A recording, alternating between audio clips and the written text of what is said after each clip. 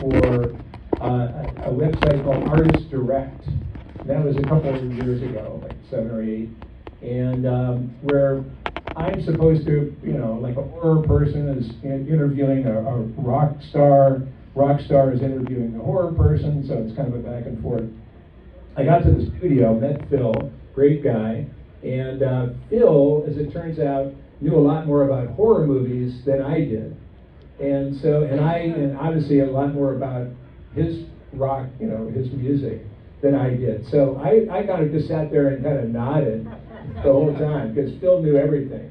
And I remember visiting, I was doing a movie called Smothered down in Louisiana.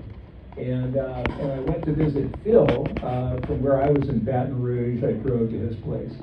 And he turned me on to, he knew so much about horror movies that he turned me on to a strange black and white movie called Deathula.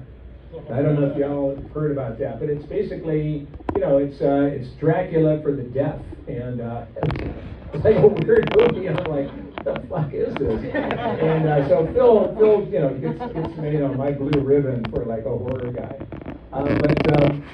But it was funny because I kept, I think I maybe had given him a Cornbug CD. I know Cornbugs is a recurring theme here.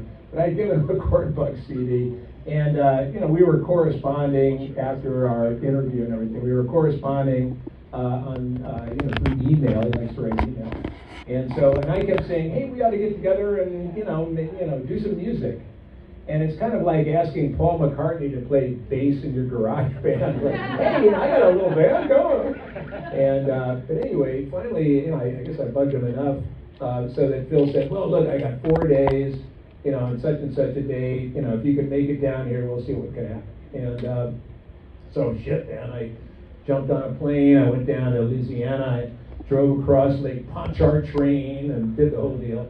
And we made Bill and Phil. And it was a lot of fun, and I think it's possible that there may be more in the future. So you heard it here first.